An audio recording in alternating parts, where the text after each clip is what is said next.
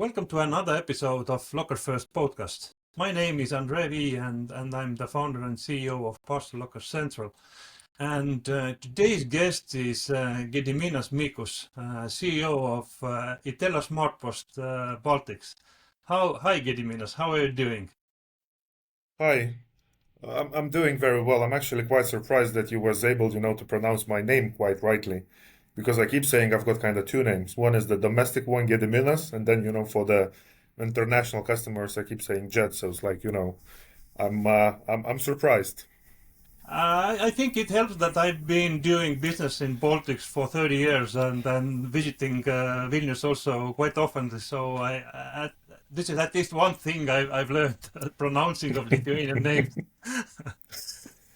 Okay, but you are also quite you have quite a long history in last mile. Could you please tell your story? How did you ended up to Itella? What was before that?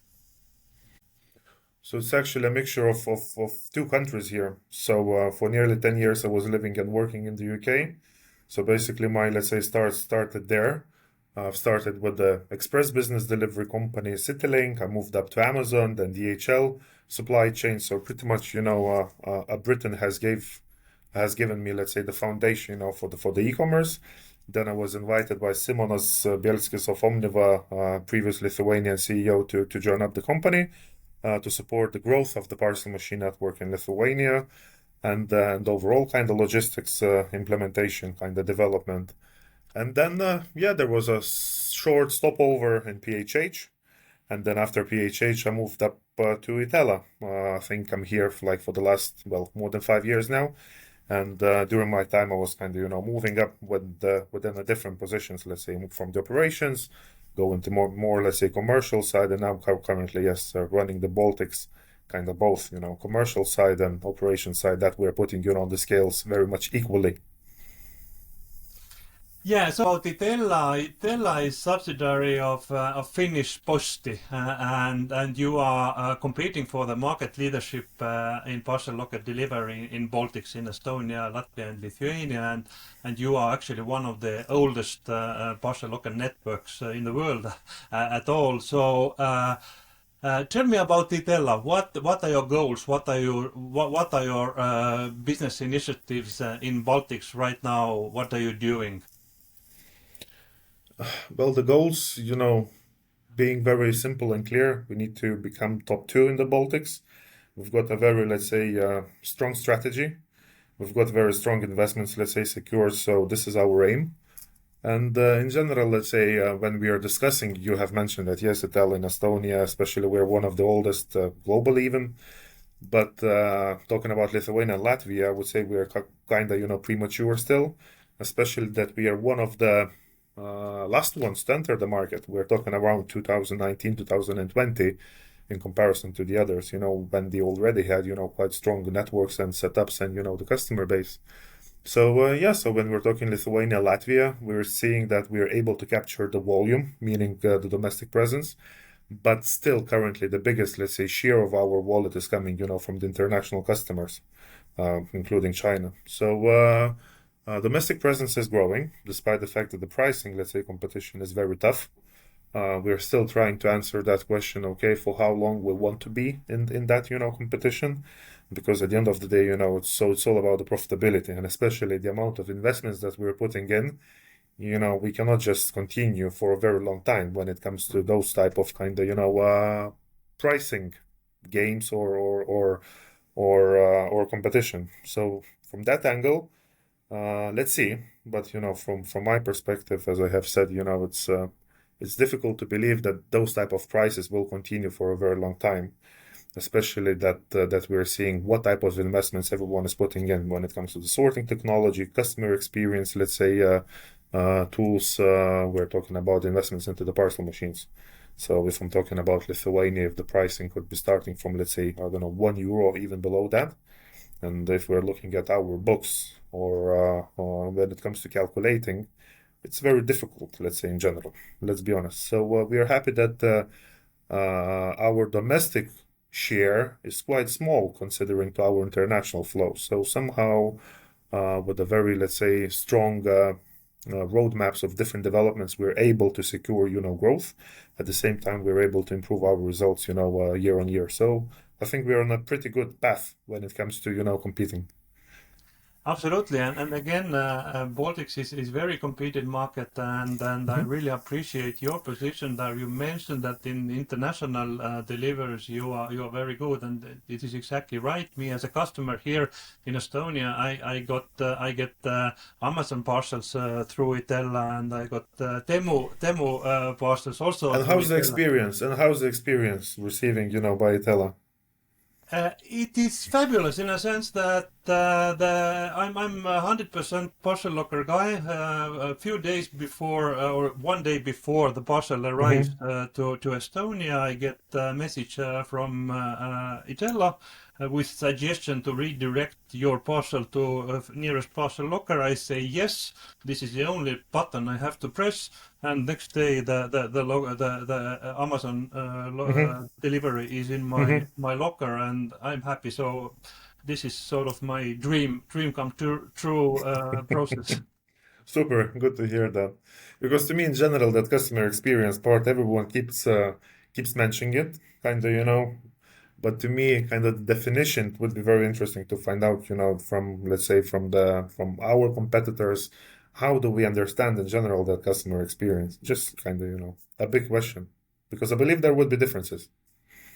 It is, and what comes to Itella also, I really appreciate your marketing activities because you are capitalizing very well this situation that you are mainly located indoors and on the days where there are heavy snow outside or heavy sun outside, your marketing is doing everything to convince people that indoor lockers are the best to deliver cosmetics or whatever other things. So well done.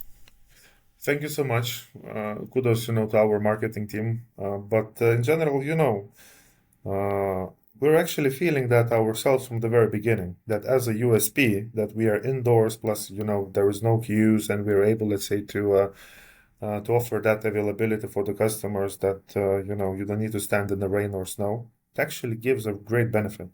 And the more, let's say, domestic customers we're able to capture, the more market share we're able to capture. And I think the customers are actually starting to realize that, because initially it used to be like kind of okay, Itella, maybe it's a bit old fashioned, there is no screen, we've got those type of calculator type of, devices attached and so on. But now we are kind of, I can see that, with the support of our, let's say, communications team, that we're able kind of to change that and to change that with a clear understanding by the customer what type of benefit it actually creates. Let's see for how long we will stay indoors. Let's see, whether that's the only solution we have in the pockets, but, let's say different options are on the table. Okay, I sort of smell from your last comment that you are coming out of the indoors for the competitors to compete Uh, with. we are able to compete by having indoors also, but at the same time, we are kind of discussing different options, how to potentially widen up, the selection for the customers, how not to limit the customers. Maybe some customers are willing, to go outside and so on. So we've got different options. Nothing is decided yet, but it's all about kind of that availability for the customers that we're able to offer, different solutions. Let's see. I'm not saying we are going outside, but I'm not saying that we're not going outside. So those type of things are on the table, of course. Absolutely. Let's talk about the customers. And again, one thing you mentioned there is a heavy competition between the local networks. This is true, but on the other side, customers are winning from that. Customers are winners, and this kind of service is getting better and better. And it also reflects from the customer anticipation. The NPS of parcel locker delivery throughout the Baltics is very high. The parcel locker delivery brands are very well known and perceived among the customers. They are always in top 10 of customers' preferences. So what do you think? Why is so that Baltics customers do love parcel lockers? And is it something national or something that delivery companies did something right? It's a good question. I think this is very well. If we would say that Baltics is a unified unit, then yes, I would say we're quite I'm quite happy that we've got such a results, and I think this is very much I would say I don't know a novelty on the global scale.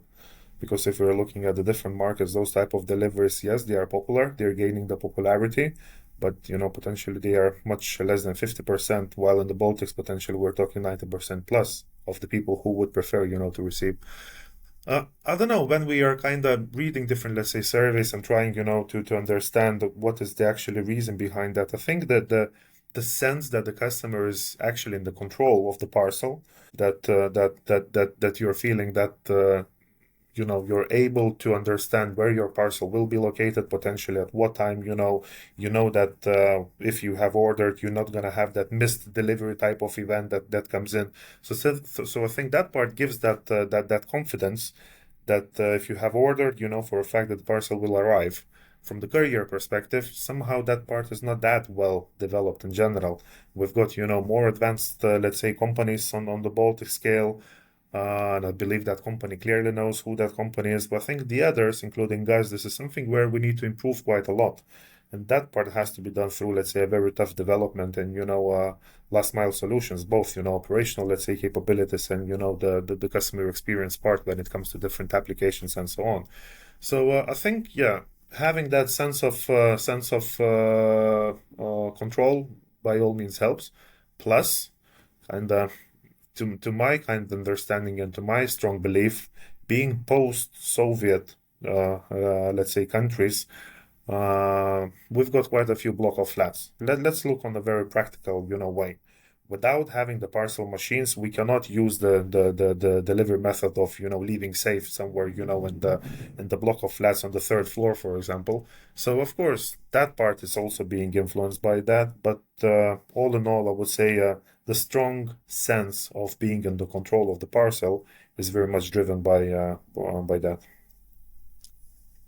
What do you think about the speed of delivery? It has been a hype in some countries that quick delivery and same day delivery and different this kind of things were sort of hyped. Hmm. What do you think? Is actually does customer need this kind of quick delivery, or he prefers determined or confidence that it's if delivery company says it's coming in 3 days, it comes in 3 days. So what is your take on delivery, especially in parcel lockers? Is it important, and should we drive to same day delivery or not? Well, I will try to break the question in, let's say, three different questions here. If I would start, let's say, from the same day delivery, potential in the Baltics, I don't know. I don't believe that there is a need for that, apart from a very specific segment. I don't know, maybe it could be electronics over the value of, I don't know, 500 euros. That if you're spending 500 euros, why not to spend additional 6 euros on the same day delivery? So that could be one of the ways that it could be beneficial, but at the same time, we know that there has been companies that have tried doing that and specifically kind of concentrating on those, and sadly, but those companies are no longer with us. So from our, let's say, clear understanding, and my big belief is that same day currently is not on the agenda, especially due to the high costs and potentially in comparison to the parcel lockers where the pricing is very low. So putting those onto the scales, to me, I think the same day loses immediately. I think then from the customer's perspective, the speed by all means is very important, especially if we're talking about the domestic markets. If there is the order coming in, let's say from Riga, and person is living in Vilnius, of course, kind of considering the mileage there, nobody expects that the parcel would come in, within the 7 days. So it has to come in the overnight. But when it comes to the international, when it comes to, let's say, even the same domestic flows, the most important thing is for the customer to know exactly when the parcel is coming in. If we're actually saying that the parcel will come in 2 or 3 days, of course, within the reasonable speed limits, we're not talking weeks, of course, because nobody will wait. But if the customer exactly knows that, I've ordered on Monday, the picking and packing will be done, and then parcel comes in on Wednesday, and it actually comes on Wednesday. I think this is more than enough at this stage, especially that high speed potentially sometimes demands a high price. So there has to be also a balance of that internally, how to offer a reasonable price for a good speed. But of course, different services are showing the same speed and price. Those are very much important. So it's down to the business to decide, how to balance this up. Yeah, I agree with you. So there are quite a few categories, for my understanding, that need really speed and fast delivery, but the predictability is the thing that the Exactly. general customer appreciate. Uh, Predictability is one thing. The second thing is, is the customer able to control the delivery method? For example, I don't know, I have ordered parcel machine. Can I change it to courier deliveries? Can I use, afternoon deliveries? Can I pre-select, I don't know, delivery before midday and so on? This is the next level questions, to what I believe companies are trying, to answer in a most cost efficient way, kind of giving again that sense of control to the customers. this is again 100% of my belief also. So this kind of flexibility and giving the control to customer is the next battlefield for the deliveries. It would be very seamless. Okay, Gediminas, we have to wrap it up, this discussion right now. Is there something I didn't ask, or is there something it's very close to your heart about your company or Parcel Locker Delivery as such you would like to express? About our company, because I have worked in different companies, I think one of the things that is a very must to mention is that being a part of Posti, kind of Finnish organization, I'm sure everybody knows Posti. That kind of gives us, when we were discussing about the market shares and the speed of the growth and so on, that actually gives us, a huge benefit when it comes to capturing that speed, because some of the decisions, some of the tools that we are able, to implement from Posti, that helps us to kind of move upwards. So my kind of, I don't know, it's a advice or the comment. If there is that availability of the know-how, let's try not to reinvent something. Let's use what's already existing. Thank you, Gediminas, for the advice. I think this is very valuable for all of us. And thank you for your time. This is a very interesting discussion for you. Wish you good luck in your competition and in your journey to be the best parcel locker network in Baltics. We will be. Thank you, Andrea. Thank you.